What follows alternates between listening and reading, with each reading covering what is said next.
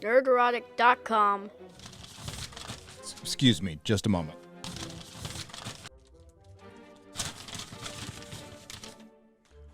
Well, I've seemed to have misplaced my invitation to see 20 minutes of Amazon's The Lord of the Rings of Power in London, but apparently some of our friends have. But before we even get started with that, let's check back in on The Lord of the Rings of Power trailer. The American one has 1.6 million dislikes and almost 49,000 comments. Let's see if any of them are favorable. Well, here's mine with an actual quote from Tolkien with 2 whole likes on it from a month ago. Nothing going on there. The canons of narrative in any medium cannot be wholly different, and the failure of poor films is often precisely in exaggeration and in the intrusion of unwarranted matter owing to not perceiving where the core of the original lies. That is a bitch slap, one of the most polite ones you'll ever get from J.R.R. Tolkien. The intrusion of unwarranted matter. We will get to that in just a moment because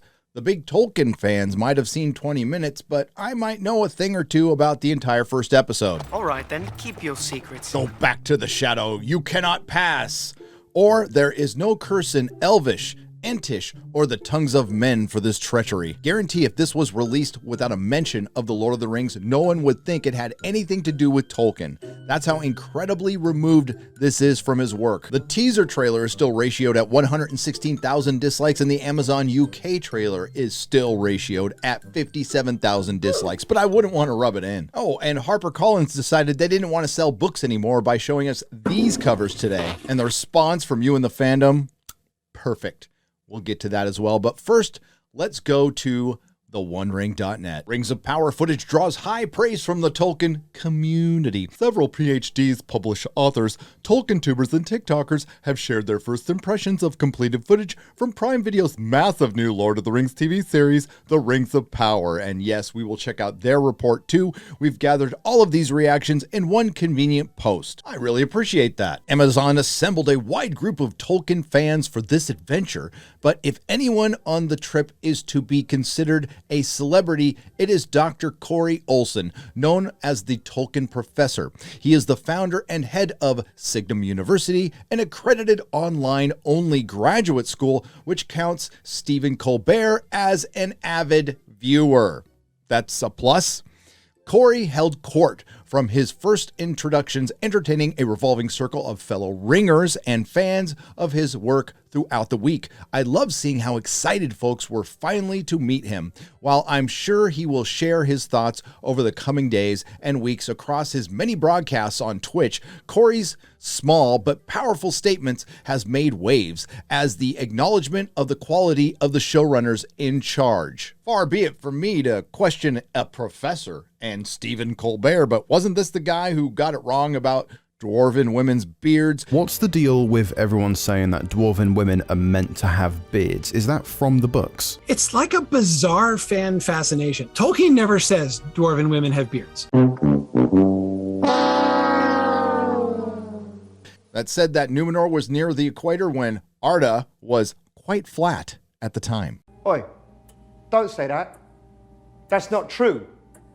Now, I know I'm going to hear all these channels say, well, I was invited. It's not going to affect my opinion at all.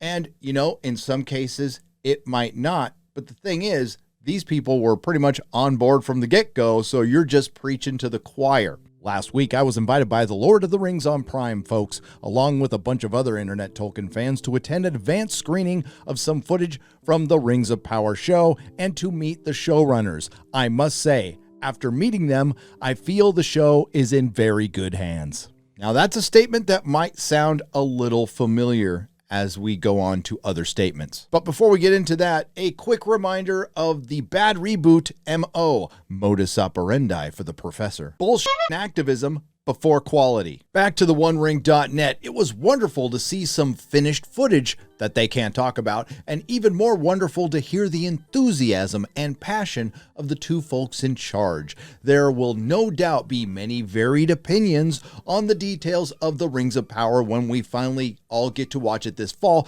but anyone who hears the showrunner speak could not doubt their respect for the writings of Tolkien. Hold, full stop. Actions speak louder than words, and right now, that's all we've heard, and some of the first words they have chosen in their first statements are very concerning. One of their first public statements, Amazon's upcoming The Lord of the Rings showrunners J.D. Payne and Patrick McKay recently released a joint statement describing J.R.R. Tolkien's fantasy franchise as epic, diverse, and filled with heart. Their in-depth knowledge of the legendarium and their desire to do justice to Middle-earth we all know and love. It seemed like everyone in attendance was impressed and excited by what they heard. Alas, we can't share any details right now, but we can tell you there are wonders being crafted to bring to the small screen this September 2nd, the anniversary of Tolkien's death, and we hope you'll find that an encouraging thought. So a bunch of people were invited, all expenses paid, to London and Oxford to see 20 minutes of Tolkien footage. It was a catered event. There was a party, and they all said very similar things, and they couldn't tell you anything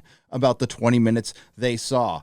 I can tell you much more, but first, let's hear what they say that sounds really similar. Fellowship of the Fans, who has me blocked on Twitter. Amazon invited me to an event in London where I saw footage of the show and got to meet the showrunners. The showrunners were excellent, and their passion filled me with confidence, and time will tell whether that is translated onto the screen. Digital Tolkien Project. I was fortunate enough to be invited by Amazon Prime to see some footage of the upcoming Rings of Power and to meet the showrunners. I was very excited by the footage, and I'm looking forward to the show even more now, but what really excited me was the opportunity to hear from the showrunners. We got to have a Q&A with the showrunners, J.D. Payne and Patrick McKay. What I would consider to be my most major concerns are significantly less concerning now, after having spoken with the showrunners. The Prancing Pony Podcast. Alan and Sean were invited to London by Amazon Prime Video to view a sneak peek of footage from the Rings of Power and to meet the showrunners. We can say that we have moved from cautious optimism to restrained anticipation and are looking forward to telling you more. What we saw of it allayed a lot of my fears. There were a couple of things I was a little bit worried about, and then we heard from the showrunners, and I think that allayed the rest of my fears. Dr. Maggie Park, Lord of the Rings on Prime, had me and the Tolkien professor to London last week to see bits of the Rings of Power, Tolkien's Oxford, and to meet the showrunners who kept up with the best of us. Their passion and knowledge made me feel like they were one of us. They get it. I'm feeling very optimistic. Alan and Sean, hosts of the Prancing Pony Podcast. What did you guys think of what we saw today? Pretty excited. Pretty excited, yeah. I think I've gone from cautiously optimistic to genuinely excited. But I think even more than the footage, I think it was what we heard from the showrunners. Absolutely. It's made me excited. I mean, it's just, I think their passion and knowledge really showed through. Yeah. And it seems to me like this is really going to be in good hands. I know. The show's in the right hands, just like Star Trek was in the right hands. I've been a Star Trek fan since I was, 15 years old, and am totally versed in the next gen, history, and embarrassingly know like a lot of the episode names by title, and we'll reference them as such when talking about development stuff. Best of Both Worlds Part 2, we actually had the with the Borg when it gets. Tea with Tolkien, they start off by saying they were cautiously optimistic, but after learning much more about the show and its creators, I do feel quite a bit more confident going forward. From what I've seen, it seems to me that the show is in competent hands.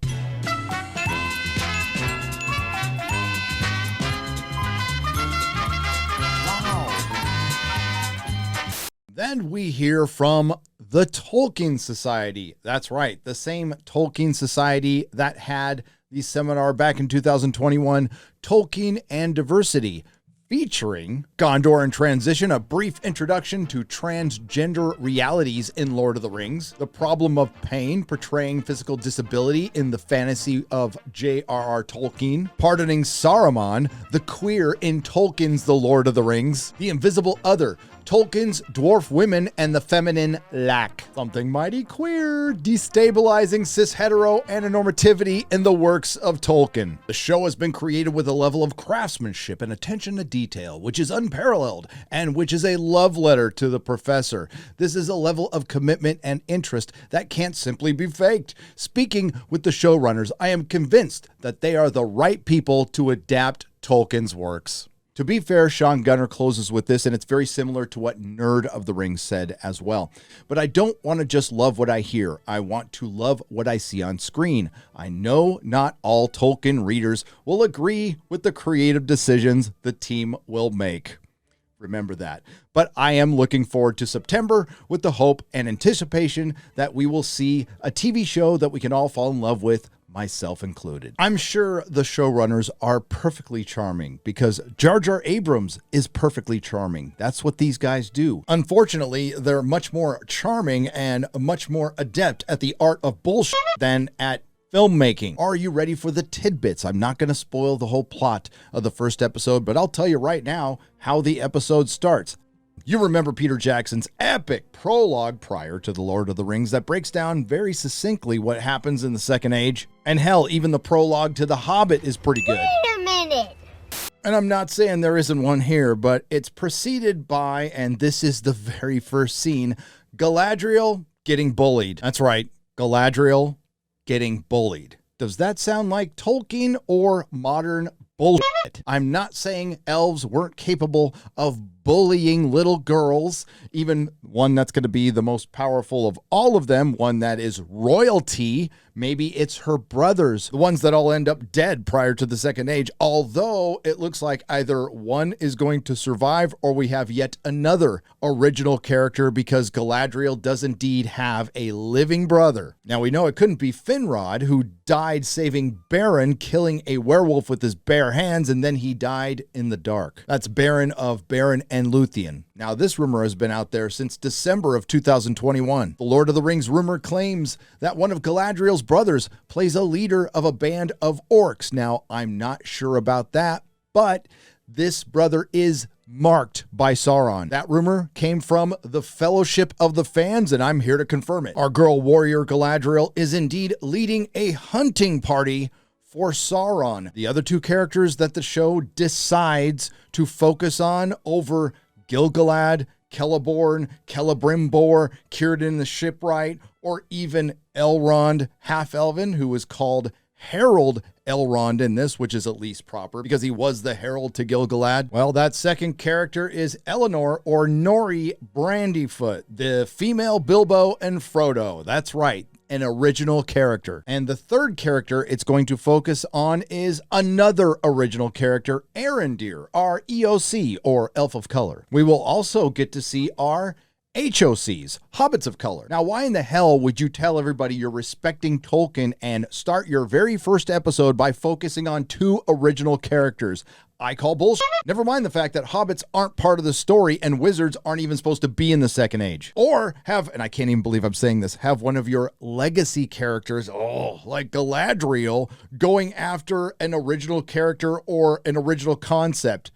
It's sacrilege. Again, they chose to use the word diverse in their very first statement. And the first three characters that they chose to show in their trailer are the first three characters that they chose to focus on in their first episode. Amazon UK also chose to platform superfans who knew dick about Tolkien. And Amazon also chose to delete over 40,000 comments on the American trailer. And yes, Amazon chose to alienate most of the fans right out of the gate. And the good news is none of you are having it. Back to HarperCollins and a decision that they might want to have back because they put the garbage Rings of Power hand posters, whatever the hell they are, on Tolkien's work. This is an abomination, and the way you responded was perfect. 10 out of 10. Shout out to Steve Kenobi and Lady Gravemaster, who once they saw those horrific HarperCollins covers, they asked for you to show your collection. The books that you don't need to buy again, and quite frankly, you wouldn't buy any sacrilege garbage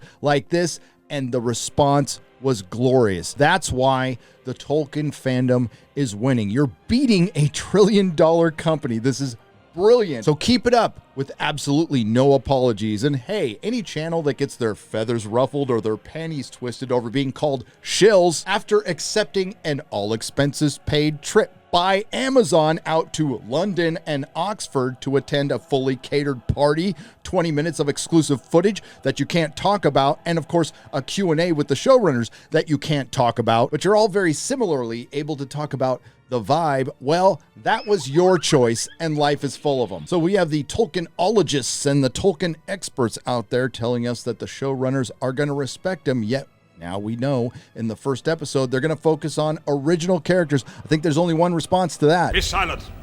Keep your forked tongue behind your teeth. Nerdrotic.com. Cast it into the fire! Destroy it!